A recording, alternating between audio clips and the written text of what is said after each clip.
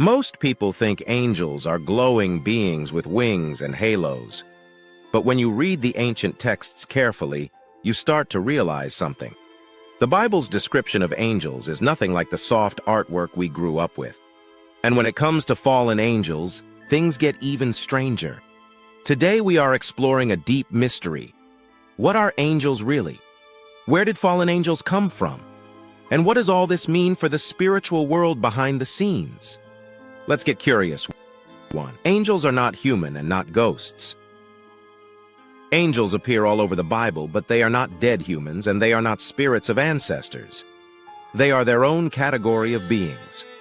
Psalm 148 lists angels alongside stars, heavenly hosts, and cosmic forces. Job 38 says the sons of God shouted for joy before humans were even created. So angels existed long before the world we know. But here is the interesting part. The word angel simply means messenger. That is a job title.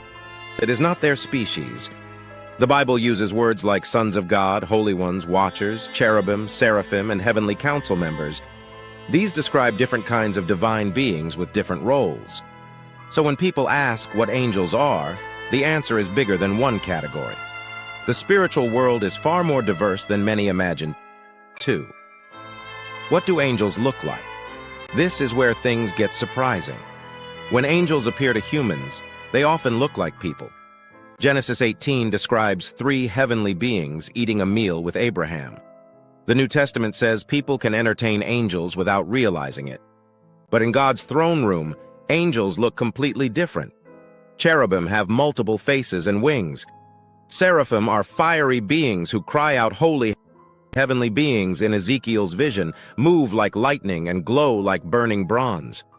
So what is happening? Many scholars believe angels can shift appearance depending on their assignment. In the spiritual realm, they are overwhelming and powerful. In the physical world, they appear in a form we can handle. This flexibility makes them some of the most mysterious beings in Scripture. 3. The origin of fallen angels. Now let's talk about the rebellious side. Where did fallen angels come from? There are 2 major rebellion stories in ancient texts. The first rebellion. This one is hinted at in Isaiah and Revelation. A proud spiritual being rises in arrogance and opposes God. He becomes the adversary, the Satan. This is a spiritual rebellion at a cosmic level. The second rebellion. This is the Genesis 6 story. The sons of God saw that the daughters of men were beautiful and took them as wives. Their children became the Nephilim. The book of Enoch calls these rebellious beings the Watchers. They left their assigned place, crossed boundaries, and taught humanity forbidden knowledge. So fallen angels are not just one group. There are multiple rebellions, multiple motives, and multiple consequences. 4. What makes an angel fall? Here is a question people often overlook. What actually causes an angel to fall? The Bible gives a few clues. Pride, jealousy, desire for worship, abuse of authority, crossing boundaries God established, leaving their appointed domain. Fallen angels did not stumble into sin. They made a choice. Jude says some angels abandoned their proper dwelling. Peter says some are held in chains until judgment. Enoch says they corrupted humanity. These were not accidents. They were deliberate acts of rebellion. 5 fallen angels versus demons. Are they the same? Most people assume demons are fallen angels, but ancient Jewish texts say something different. The Book of Enoch and the Book of Giants teach that demons are the disembodied spirits of the Nephilim, the half-angel, half-human offspring. According to this view, angels fall from heaven. They produce hybrid offspring. Those hybrids die in the flood. Their spirits become restless and hostile. This idea explains why demons seem earthbound and chaotic while fallen angels are powerful and organized. In other words, fallen angels rebel in the heavenly realm. Demons struggle in the earthly realm.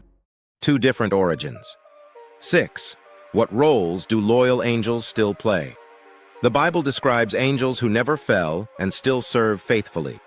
They do many things: guard sacred places, carry messages, fight spiritual battles, protect nations, deliver guidance, worship in God's presence. stand in the divine council.